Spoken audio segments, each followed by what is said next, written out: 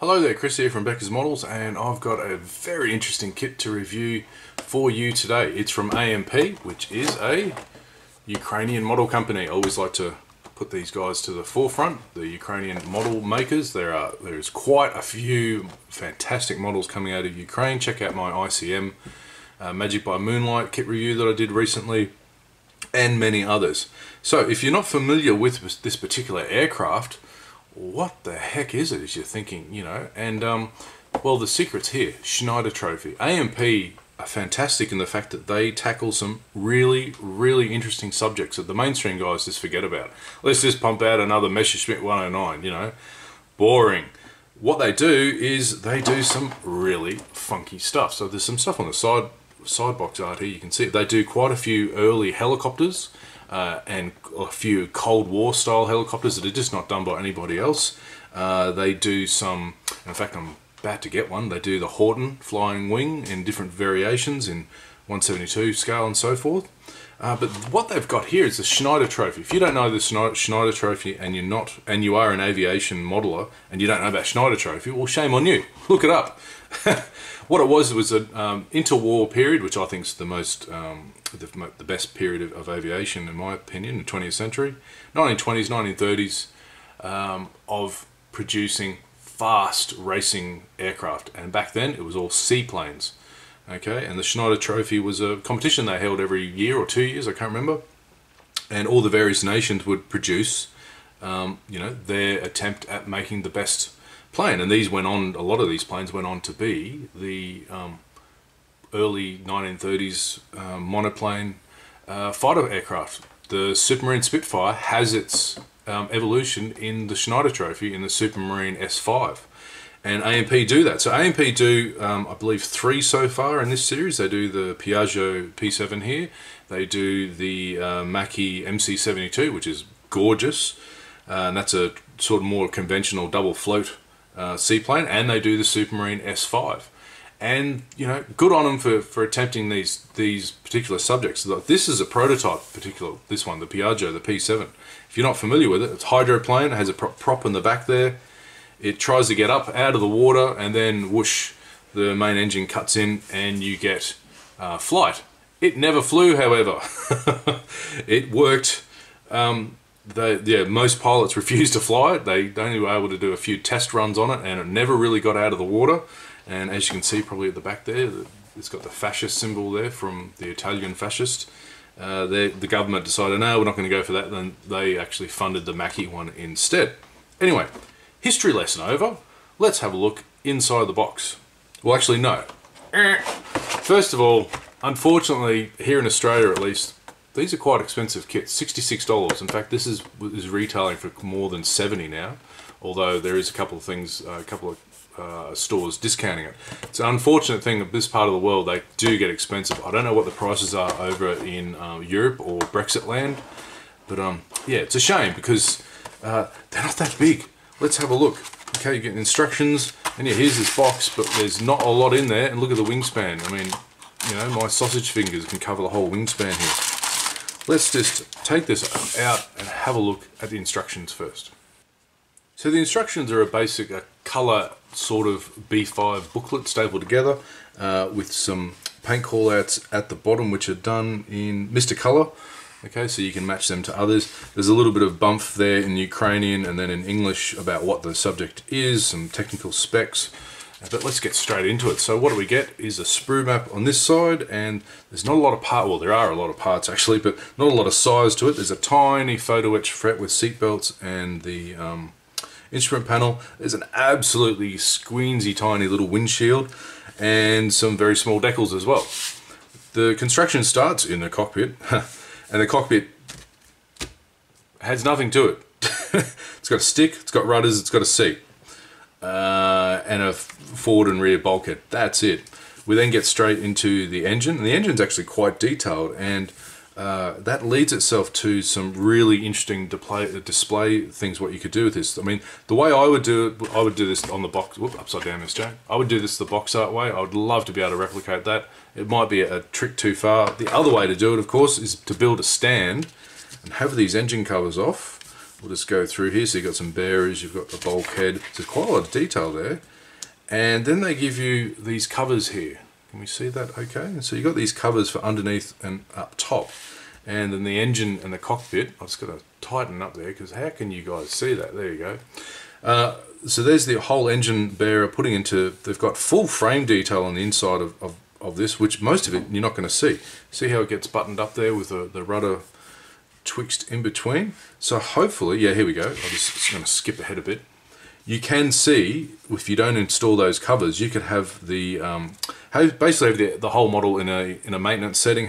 Build some stands, have the covers off, show the engines, and show all the parts of it, the hydrofoils and the prop at the back. I think that'd be a really good way to display this. So going backwards, we've got the corrugated wings, which has got the cooling surfaces all over them.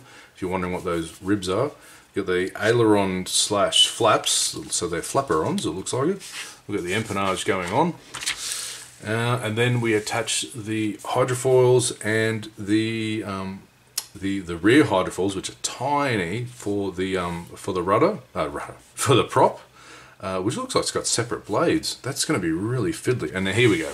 Here are these engine covers. So they do say to glue them on, which is interesting. Well, obviously, because if you're going to do it flying, it's got to be that way. Anyway, the last few parts, we've got the tiny little windshield. That's going to be fun to mask. The little rudder post there at the back, and then you've got this massive prop. Now, I believe when they start this thing up, when you get going, this has to be feathered first, and it looks like it's in the feathered configuration out of the box before you put the these other parts on. So let's have a quick look. Oh, there we are, we're done. Okay. Then we get the colour call out. So you've got the decals, you've got the main colours, which is Italian red. There's some beautiful MRP paints you can use to do that. And that's it. 8-page booklet. There's not a lot to it. Let's fast forward and look at the parts. So first thing first, this fell off the sprue. That's the problem you have when all the parts are in one bag, which is unfortunate, although it is a sealable bag, which is good, so it won't go anywhere. So here's the little tiny, you can see, you know, there's a sausage there for reference. The decal sheet, there's not much on here, but you're going to need them. I personally, they look very Tamiya. I'll get it in shot, Chris. They look very Tamiya-like. They're quite thick. That's right, Penny. You can hear my dog off screen having a huff. It looks like there's even, yeah, there's markings for the, I believe that's markings for the cockpit, for the instrument panel. Not just, you're not going to see it. It's buried deep in there. If you've got a pilot in there, which I'd like to put in, yeah, you won't see anything. But these rudder decals look extremely thick. They're straight lines. Just mask it and paint it. That's what I would do instead. But the other ones, they should do all right. What you might have to do is build up your matte coats around them to hide that the decal film. Now, I was wondering, what was this little piece? I've got to slide it off the bench. This little tiny sticker, smaller than a stamp. And you know what that is? That's the mask. They give you a mask for the windshield. Yep, that's the windshield. It's tiny. It's oops, don't lose that, Chris. It's got a little bit of flash on it, and it's not that clear, if I'm honest. Might need a bit of a polish. Yeah, it's not that clear at all. It's quite thick. Might even be tempting. Some of you might want to actually just scratch build one out of some sheet. I don't know. I'll just leave it as is, maybe. And then you get this tiny photo etch fret, which is just some very casual, probably even lap. I don't think they use shoulder seat belts back then. So that's probably lap seat belts, and then you get a nice raised panel there for the instrument panel. That's it. So let's move on to the other parts. You get a total of 4 sprues or runners, whatever nomenclature you want to use, or that you're comfortable with at home. And yeah, looking at it just at first glance, it's not too bad. This is not a Tamiya kit. This isn't going to be some sort of, and it's not short run quality either, like very early special hobby, but you know, the sprue attachment points aren't too bad. I've gone through a little bit in some of the parts. You've got to be really careful not to lose detail, like on some of these things. I'll go over it carefully to show you, because yeah, it's okay. You're going to be spending some time doing some cleanup. So let's just have a quick look at the wings to start with, because they have all that corrugated detail. So if I tighten up here, okay, So you can see with those reflections, and if I just run the fingernail over, there's some very good raised detail there, and that's supposed to be there. That's great. The only problem is going to be, although the way they've done it, just use my pointy thingy, is the attachment points they haven't put near the ribs. They've put them on the outside, so that should come off okay. The other parts, it's hard to tell because they're using a very dark grey plastic. Is that just an injection point where the liquid styrene goes in, or is that a sink mark? I don't know. This is a case where you're definitely going to need a coat of primer or two to be sure. There is a few little, if I rub my fingers over that, there are a couple of, yeah, I can actually feel it. There's a couple of blips and stuff you can probably see. Can you see those little marks there? Okay, I think all the parts, and that looks like a line of flash on the edge, I think all the parts are going to have to be very carefully prepped. So I would get out some of your really nice polishing pads and sanding sticks and very sharp knife, and just take a lot of time to get these right. I'm not saying this is some sort of smur kit, you know. It's just a case of they're not using the most advanced molding technology to get this thing out. I mean, it looks fantastic, but I can see some sink marks here because of all that ribbing on the inside. So that will only come up after you've done primer, and see how that goes. So, but apart from that, I mean, like I said, it doesn't look too bad actually. Yeah, it's quite crisp when it goes around the corners. There's no real panel lines in this kit because of the way the aircraft was built. You've got a little bit of flash on the edge here, just to be very careful to cut off. But thankfully, there's no massive sprue attachment points, so you won't get stuck with that. This piece looks like it's going to need a fair bit of cleanup. I can almost see layer lines like it's been done on a 3D printer. So if you're wanting to display the engine open, I think you've got a really good chance here of showing some fantastic detail.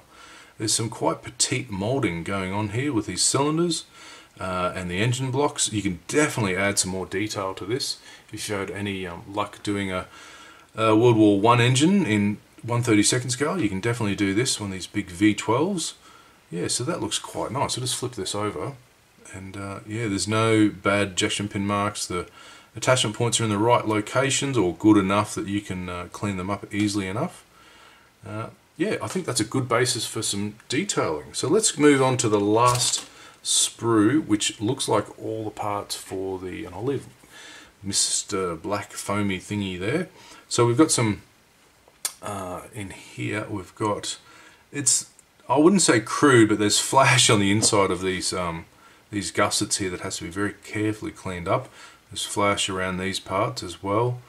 The bulkheads don't look too bad. That seat looks very petite, doesn't it? Must have been a very small Italian man in there. No pasta for you, Mario. Yeah, so we've got flash all the way around these hydrofoil. Oh, is that the hydrofoil or the prop? No, there's the prop. Okay, so that's the hydrofoil parts. And then the prop itself, let's get this in camera. It looks like it's in feathered condition already. So feathered, if you don't know what feathered means, it means in the direction of airflow. It's basically just a fan, okay? It's not providing any lift, it's not providing any drag. Well, there is drag, but it's not like the blades are actually chopping through the air and facing into the air. It's actually, if I do that front on, you can see that they're almost at it like a blade, okay? So yeah, that's feathered. That's all right. This sprue's the worst one. It's got all the flash. It's got all the problems that I can see. So again, this kit will take a fair bit of time and patience, and I can understand why people will be reluctant to do it. But oh my God, will you have an amazing kit when it's finished? Because these things are rare. It's very hard to get these in any scale, let alone in 1/48. 1/48 is a good scale. I mean, I'd prefer to do this in 132 or 1/24 would be amazing, but it would be a bit of fun to do that in that scale. But anyway, I hope you enjoyed that. I'm going to leave the review there. I mean, I'm trying to gather my thoughts here on the sort of modeler that's going to do this is someone who has the time and patience, and it's not a difficult kit. I might try to put some parts together later on and see how well it fits together, but this is not a kit for someone who's expecting a Tamiya build or expecting a modern brand new, you know, Meng or Great Wall Hobby or whatever Chinese style kit that sort of falls together more or less. This is a very specialized subject, very specialized kit. and it's really only for those who are passionate about this subject. Like I said, it looks like the best way to build this is actually with the engine covers off and on a stand. That's how I would actually probably do it at the end of the day. But I'm really looking forward to what AMP are going to come out with next with some of the other Schneider Cup. There's a treasure trove of weird and wonderful but beautiful aircraft from that era, so I'm glad that they're doing this. So anyway, I'll leave it there. Thanks for watching, and as always, happy modelling.